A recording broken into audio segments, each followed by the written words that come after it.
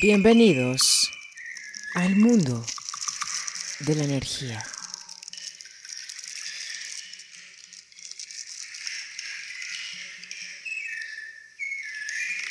Hoy estaremos leyendo las historias apócrifas del Nahual.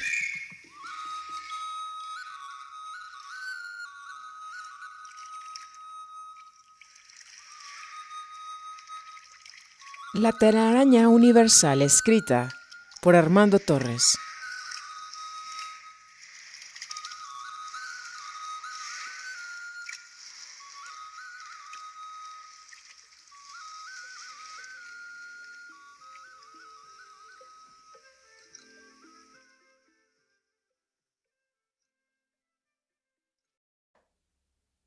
Carlos acostumbraba a contar cuentos interminables sobre su historia personal. Cambiaba descaradamente los detalles cada vez que los contaba a distintas audiencias, sin importarle de que ahí hubiera alguien que ya había oído esa misma historia contada de diferente manera. El resultado de utilizar esa estrategia era a veces divertido, a veces desastroso, ya que generaba en algunos de sus oyentes la convicción de que era un mentiroso empedernido, que solo buscaba embaucar a la gente. Solía dar informaciones aparentemente contradictorias, incluso sobre las enseñanzas, de modo que traía a muchos desconcertados. Por ejemplo, si al recapitular uno debería respirar de derecha a izquierda o de izquierda a derecha. También cuando practicábamos los ejercicios, a veces él intercambiaba movimientos, además de no seguir un orden muy estricto. Lo mismo hacía con referencia a su edad y nacionalidad, que nadie nunca supo al cierto si era mexicoamericano, brasileño o peruano. Hoy sabemos que en otras partes lo conocían con diferentes nombres.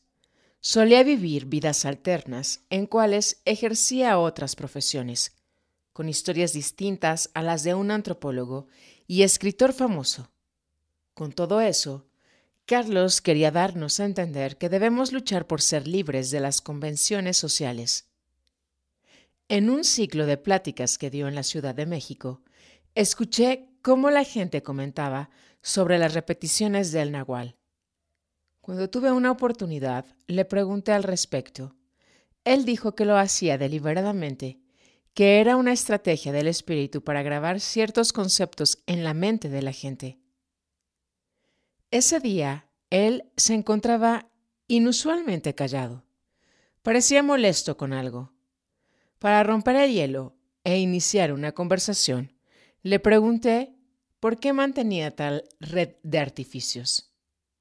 Hacía tiempo que quería saber sobre eso. Respondió secamente que todo era parte del entrenamiento que recibió de don Juan. Luego alegó una disculpa y se despidió.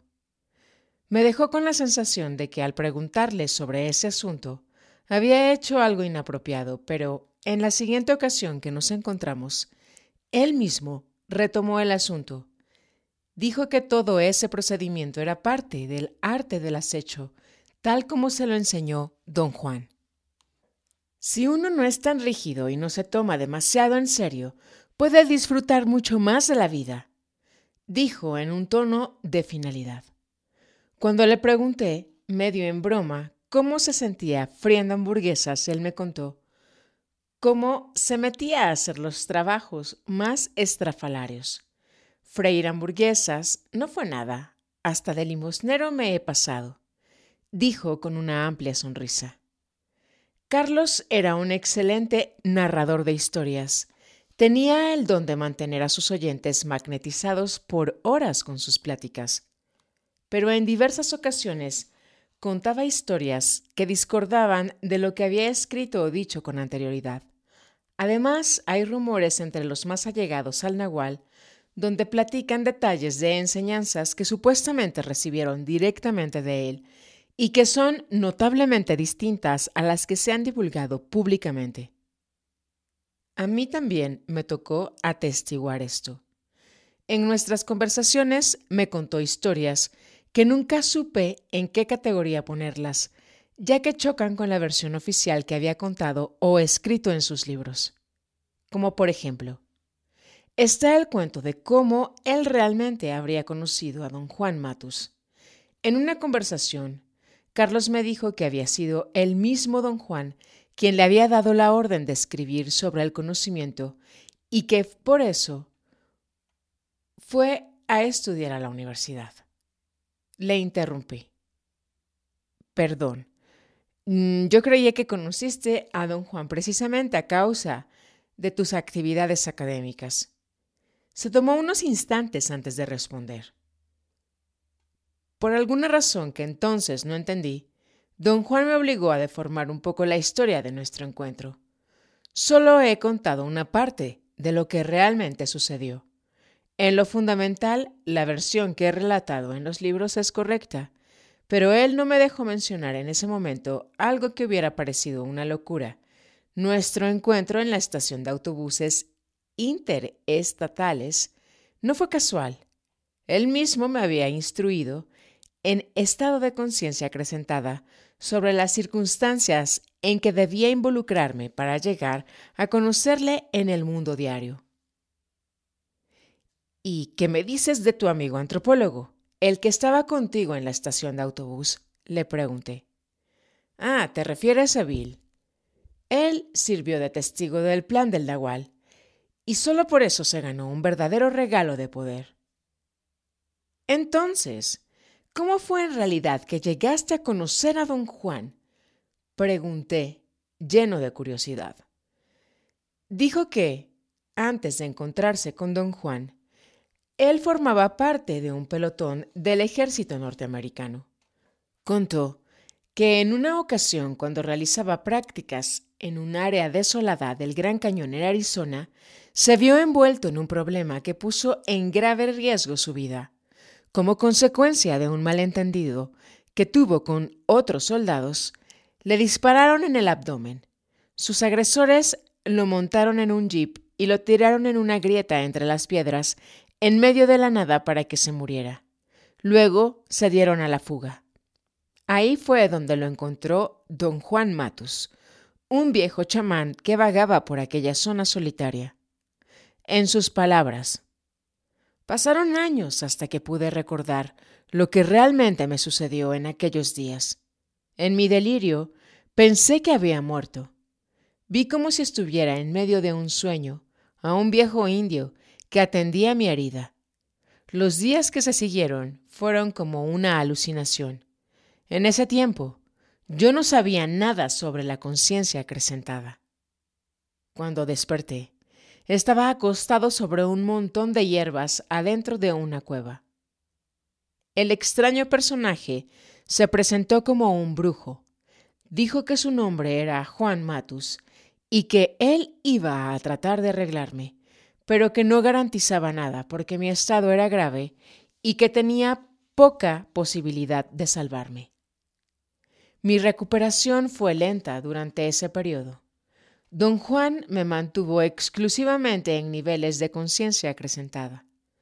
Dijo que encontrarme en semejante condición era un augurio que le indicaba que debía encargarse de mí y que por eso iba a enseñarme sus secretos. Entonces me explicó quién era y qué se suponía que tenía que hacer conmigo. Increíblemente entendí todo lo que decía y sin pensar dos veces acepté su oferta de libertad.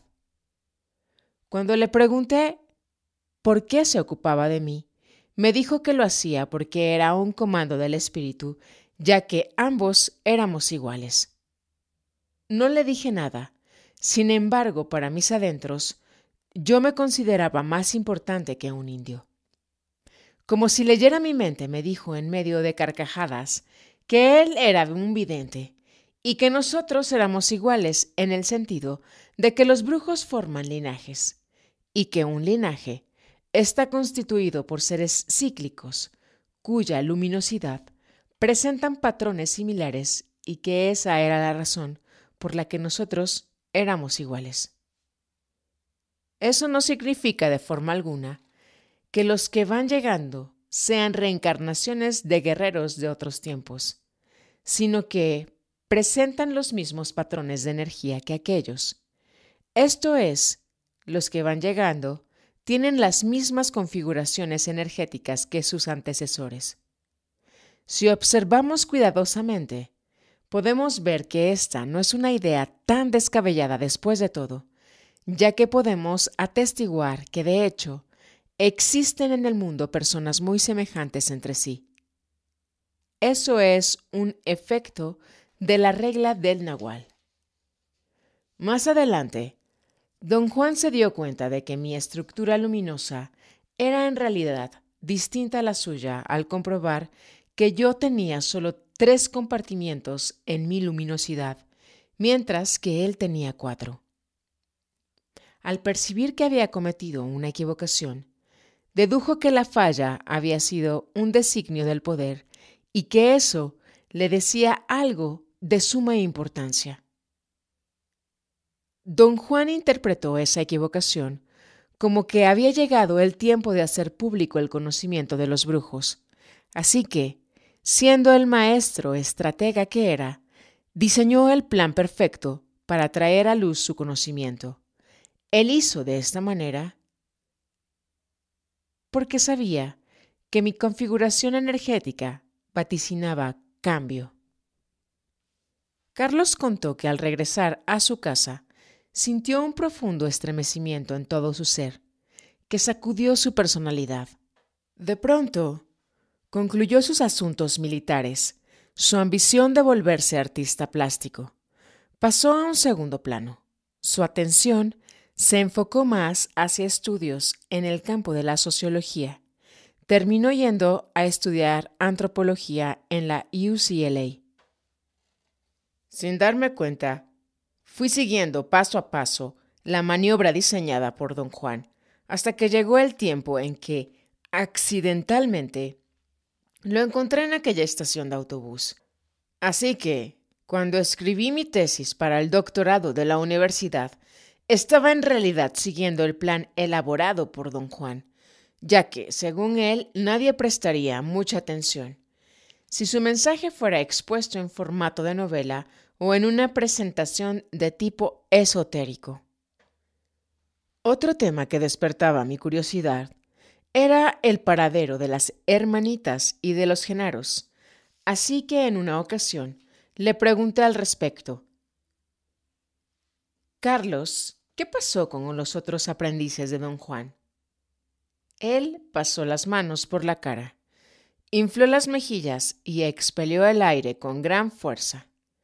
Sentí que no debía haber hecho esa pregunta, pero para mi sorpresa, empezó a decirme que estaban bien y que cada uno seguía en la lucha, tomando su mundo como un desafío.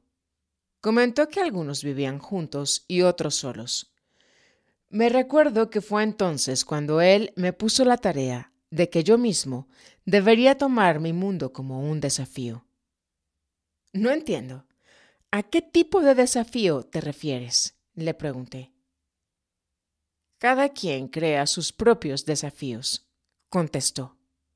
Por ejemplo, en tu trabajo podrías subir por las escaleras en vez de tomar el ascensor o caminar hasta tu escuela en vez de usar el transporte. Pero es absurdo, repliqué. No funcionaría. Claro que sí funciona, insistió. De eso se trata el desafío. Para lograrlo, solo sal de tu casa muy temprano y ya verás que de seguro llegas a tiempo, como ese maestro de artes marciales que hasta para lavar su ropa tomaba el mundo como un desafío y lo hacía impecablemente. Siguió explicando. Después de la muerte de la gorda, nos entró el desespero y algunos de nosotros huimos al otro lado del mundo. Terminamos en Finlandia. Allá me agarró una hernia que por poco me mata. Tuve que ser operado de urgencia. Entendimos entonces que no habría manera de huir del poder, porque éste nos encontraría sin importar dónde fuéramos. Después de una breve pausa, continuó. Rosa y Josefina vivieron aquí, en la Ciudad de México, por varios años. Me quedé muy animado. Quise saber si era posible encontrarlas algún día. Dijo que ya no estaban aquí y que por el momento no sabía al cierto dónde se encontraban. ¿Y los demás integrantes?, pregunté ansioso. Él no me dio una respuesta directa, solamente dijo: ellos están involucrados con las tareas específicas que el Nahual dejó para cada uno de nosotros. Después de ese comentario, ya no quiso dar mayores detalles. Sin embargo, oí rumores por parte de otros allegados a Carlos que Pablito trabajaba como carpintero en la ciudad de Tula y que Benigno y Néstor se habían unido por un tiempo a un grupo musical en el puerto de Acapulco. Por un largo tiempo pensé sobre ese asunto. Quería seguir investigando. Incluso quería ir a buscarlos, pues me interesaba sobremanera la versión de ellos, sobre todo lo que había ocurrido, pero, por algún motivo, no conseguía dar continuidad al tema. Hasta el día en que pregunté a Carlos sobre cuál era la tarea que le había dejado don Juan. Recuerdo que me miró con los ojos muy abiertos. Me dijo que esa pregunta era un augurio. Fue entonces cuando me llevó a la Catedral de México. Carlos tenía una forma muy peculiar de hablar. Él mismo admitía que a veces tomaba prestada palabras de otros idiomas e incluso inventaba nuevos términos para expresar mejor una idea o un sentimiento. En una ocasión, haciendo un gesto, dijo que por lo general, refiriéndose a la gente, todos vivíamos en una manfifa mental colectiva. Ya lo había oído usar ese término en el pasado, y aunque entendía lo que él quería decir, le pregunté: ¿por manfifa quieres decir masturbación mental? Sí, eso es exactamente a qué me refiero, respondió secamente. En sus pláticas públicas normalmente él era evasivo sobre el tema sexual. Hacía bromas al respecto. Decía despectivamente que cada quien podía hacer lo que se le pegara la gana, dando a entender que no le importaba un comino lo que hacía la gente. En cierta ocasión, sin embargo, hablando en privado, me dijo que aquellos que verdaderamente querían seguir el camino del guerrero deberían abstenerse de contactos sexuales. Entonces le pregunté: Carlos, ¿qué me dices sobre la masturbación? Añadí con honestidad que yo andaba excitado la mayor parte del tiempo. Por ahí se puede saber en qué pasas pensando, dijo con una sonrisa burlona, pero de inmediato cambió su expresión. Este es un asunto muy serio, dijo en tono enfático. Me sentí avergonzado, como si hubiera sido atrapado haciendo algo ilícito. Luego me miró directamente a los ojos y añadió: el sexo es como una llave. Cada vez que la abres, se te va la energía. No importa si es un acto con la pareja o una simple masturbación, el despilfarro es el mismo.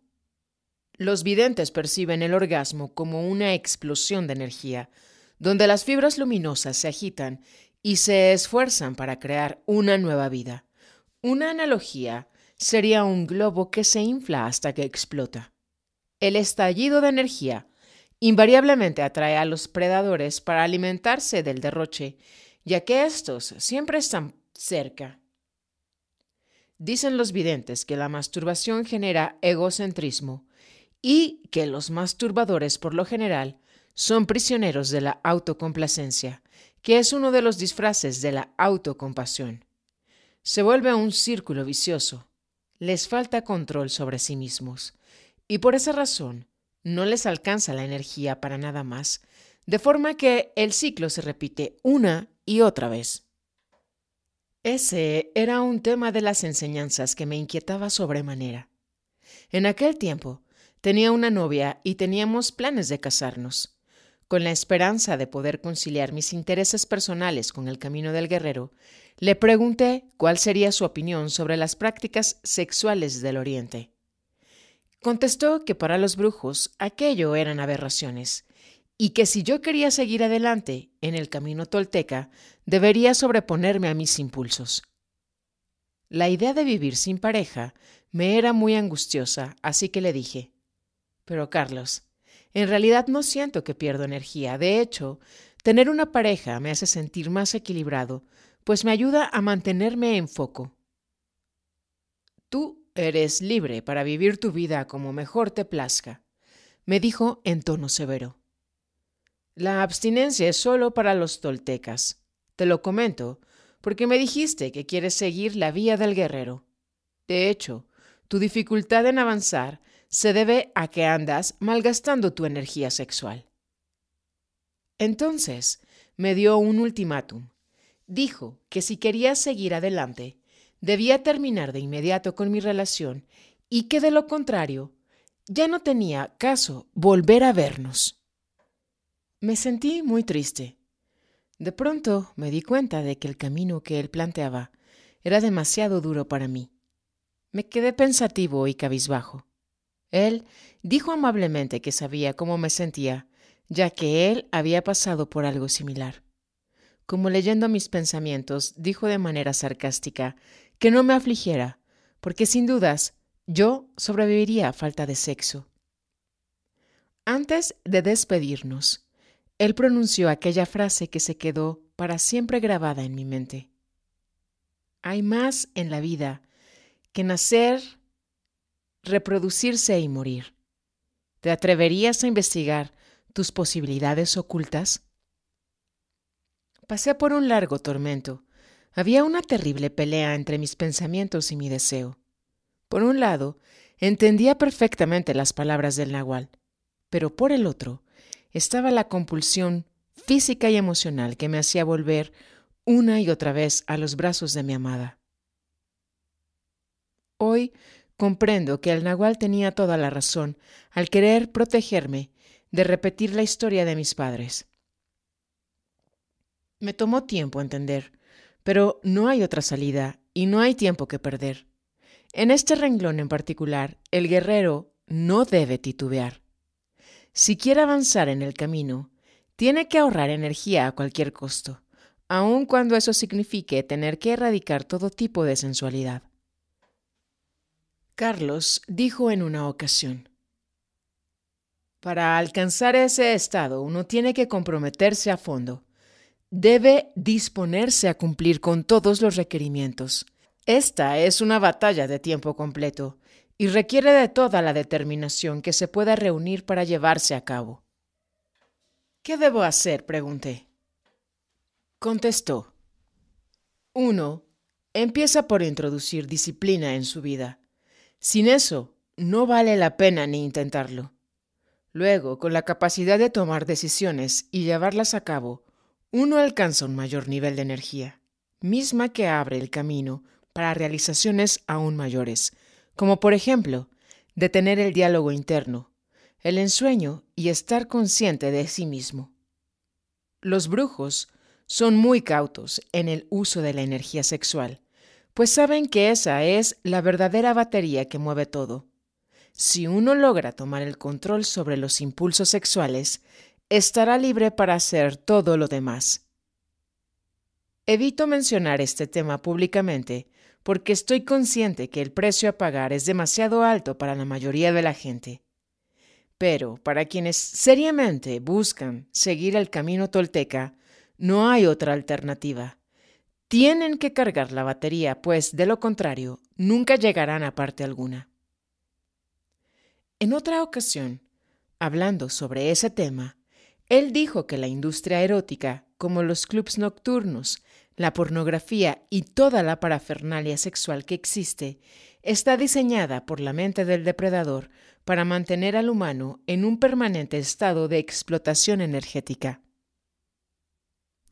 Lo más increíble es que ni siquiera nos damos cuenta de cómo somos manipulados tan completamente por nuestros captores. En este sentido, nuestra situación no es mucha mejor que la de los pollos. Recuerdo que él acostumbraba a comparar la condición humana con la situación de las aves de corral. Decía que nosotros tenemos gallineros y que los predadores tienen humaneros. Es gracioso ver cómo aquellos que se creen rebeldes, actuando al margen de lo que es moralmente aceptado, de hecho, solo están siguiendo con los lineamientos que nos han impuesto. La mayoría de las veces, cuando creen que ejercen su libre albedrío, lo único que hacen es obedecer a la programación que los pinches depredadores nos han establecido. Así, voluntariamente les proveen con la preciosa energía. Carlos decía que la verdadera revolución no consiste en defecar sobre la mesa donde comes, sino que estar consciente de ello. Todo lo demás son estupideces inducidas por la mente del volador. Para ellos, nosotros somos las víctimas totalmente previsibles, fáciles de manipular. Lo que hemos visto es que la gente tiene la energía a la altura de los talones. Eso pasa porque cada vez que se acumula un poquito, ésta se siente como deseo sexual y siguiendo las ordenanzas que nos dejaron, la mayoría de la gente se apresura a realizar actos de drenaje en pareja o en privado, cuando se ordeñan a sí mismos a través de la masturbación. La razón principal por la que la gente viva, invariablemente siempre, con un nivel tan bajo de energía, es en gran medida por su propia culpa, ya que con ese proceder se vacían a sí mismos, de modo que son los responsables directos del deplorable estado en que se encuentran. Años más tarde, le traje a colación este mismo tema, debido a que se rumoraba que él mismo era un tremendo conquistador y que se la pasaba en la cama con las mujeres. Sonrió. Dijo que eso era una exageración, pero por su sonrisa pude ver que había algo más por detrás, así que insistí en preguntarle al respecto. Con cierta reluctancia dijo: un aprendiz debe ahorrar su energía sexual lo suficiente como para alcanzar el siguiente nivel. Pero, una vez que haya logrado el control del cuerpo energético, está libre para hacer con su energía sexual lo que le parezca mejor. Me explicó que el acto sexual crea un vínculo de energía entre las parejas y que este vínculo puede ser muy útil en caso de que haya un intento consciente por parte de los participantes. Dijo: para quienes lo ven desde fuera, podría parecer tan solo una relación sexual común, pero en realidad es una herramienta que ha sido usada por nahuales de todas las épocas. Los brujos fusionan la energía a través del sexo. De esa manera es posible no solo transmitir bloques completos de conocimiento a la pareja, sino crear vínculos de por vida. Aún no lo comprendo. ¿Los brujos pueden o no mantener una relación de pareja? Para ese entonces, yo mismo ya llevaba varios años sin actividad alguna. Él me contestó: como ya te lo he dicho antes, algunos sí, otros no. Eso se debe a que cada quien es distinto. Cada persona tiene distintas posibilidades energéticas. Además, cada uno tiene sus propias metas, así que este es un asunto totalmente personal. Lo único que se requiere por parte del aprendiz que se inicia en este camino es que reserve su energía, sin ejercer actividad sexual alguna hasta que logre forjar el cuerpo energético. Una vez ahí, cómo usa la energía sexual es asunto de cada uno. ¿Y por qué no explicas claramente todo esto en tus conferencias?, pregunté algo fastidiado. ¿Ya viste el tipo de gente que viene a oírme? Casi todos están agujereados. Dio como un ejemplo una señora que ayudaba a organizar sus eventos en México. Haciendo una seña dijo: esa güera tiene unos agujerotes de este tamaño, es por eso que no se le pega nada. La energía de la gente apenas alcanza al dedo gordo del pie para ellos. La única salida es la abstinencia total. Yo no veo otro camino. Mi experiencia es que nadie está dispuesto. Sin embargo, si cualquiera de ellos lograra acrecentar, aunque fuera solo un poquito, su nivel de energía, por sí solos encontrarían las respuestas que andan buscando.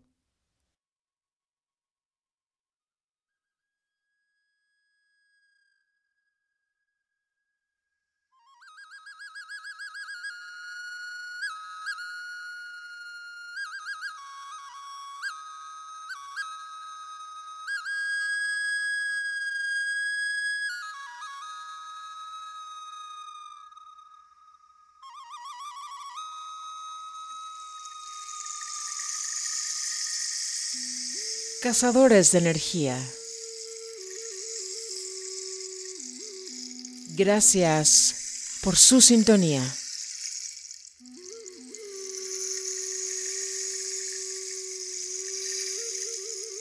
Gracias por ir por ese cuerpo de ensueños.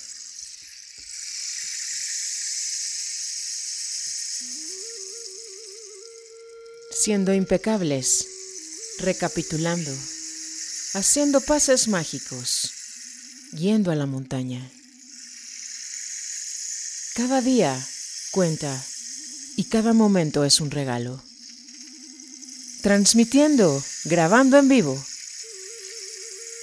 desde la hermosa montaña Matlalcueyatl, en Tlaxcala, México, hemisferio norte del planeta Tierra, ubicada en el sistema planetario solar, viajando alrededor del Sol, rumbo al centro del universo.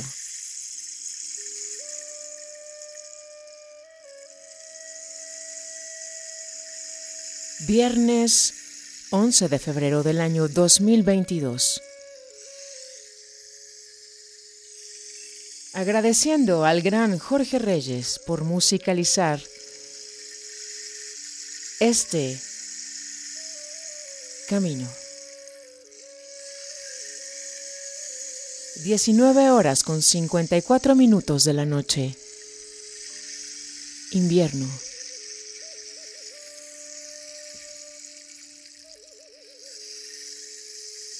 Hasta otro ensueño.